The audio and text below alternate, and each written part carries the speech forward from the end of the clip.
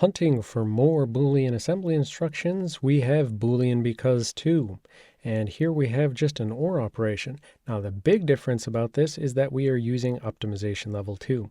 So we're playing our typical trick of using some arguments coming in from the command line and making it so that essentially the compiler can't optimize down everything because they don't know what the I value is going to be.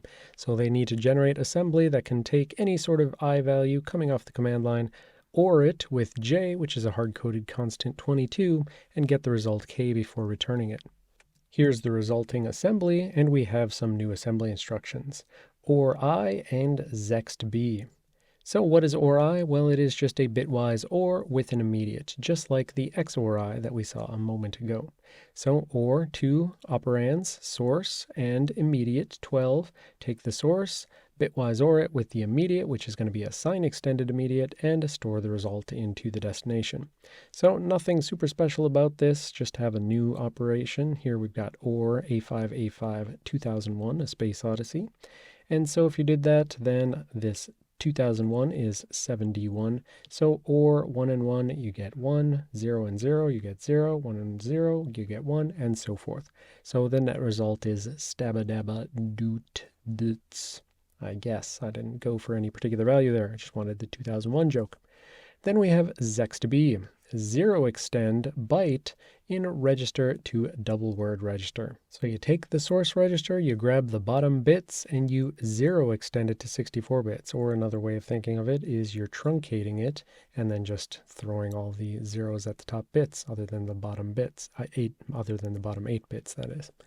The thing is that if you go and try to find this ZEXT-B in the unprivileged specification that we've been using thus far, you ain't going to find it. And you might find this B standard for bit manipulation extension, and then you might go looking for the RISC-V bit manipulation ISA extension and find the not yet ratified version 1.0 that's in public review from 2021. And there you will find ZEXT-H, but you won't find ZEXT-B. So what you need to do is travel back in time to version 0.93, and there you will find ZEXT-B, ZEXT-H, ZEXT-W, and SEXT-W. So yes, there's an older version. I'm not exactly sure why it's not in the newer version of the spec. Maybe they're throwing it away, maybe they're not.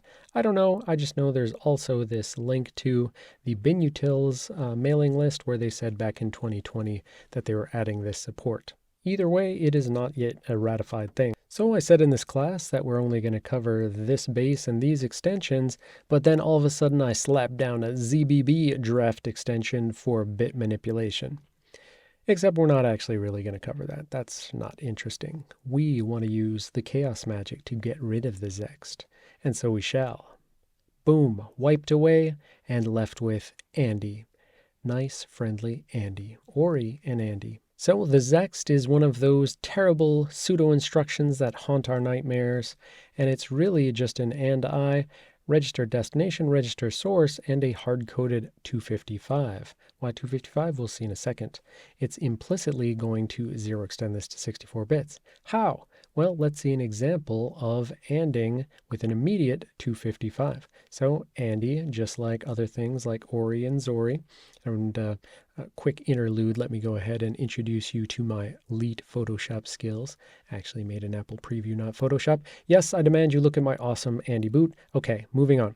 Andy, take the immediate, sign extended, bitwise and with source, place it in the destination. So if we took some A5 value like stabadabadoods and we ANDed with 255, which is a 12-bit immediate, so it is 0FF, then we are essentially going to have only the bottom 2 hex nibbles preserved. So only the D and the S.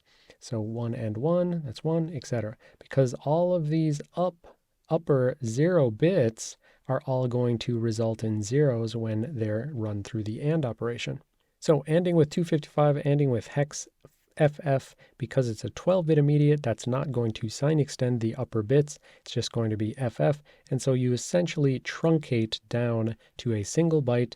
All the upper bits are 0, and you can call that 0 extension if you want. I tend to think of it like just truncation of a large value to a small value. But yeah, It's the and I behind the scenes, not a zero extend, not a zext. There's no such thing as zext. There's only and I. So now you can go ahead and go look at the assembly, step through, check your understanding, draw a stack diagram if you're so inclined, and then come back and let's continue.